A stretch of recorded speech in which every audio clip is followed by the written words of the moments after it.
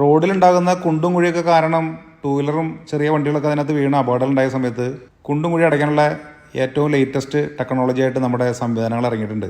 സാധാരണ റോളറൊക്കെ കൊണ്ടുവന്നിട്ടാണ് ഇതുപോലെ പാച്ച് വർക്കൊക്കെ ചെയ്ത് കുഴി അടച്ച് ഒതുക്കി പോവാറ്. ഇത് സാധാരണ ഒരു വണ്ടിയുടെ ടയറിട്ട് കയറ്റി അങ്ങോട്ടും ഇങ്ങോട്ടൊക്കെ ഉരുട്ടി കളിക്കുന്നുണ്ട്. അത് കൂടാതെ ഉള്ള ഏറ്റവും അഡ്വാൻസ്ഡ് ടെക്നോളജി എന്ന് പറഞ്ഞാൽ അവിടെ ആ വർക്കിൽ നിൽക്കുന്ന ആള് അയാളുടെ ചെരുപ്പ് കൊണ്ട് ഷൂസ് കൊണ്ട് ചവിട്ടി ഒതുക്കുന്നുണ്ട്. ഇനി നമ്മൾ ഒന്നും പേടിക്കണ്ട, ആ ഒരു ഉറപ്പ് മാത്രം മതി.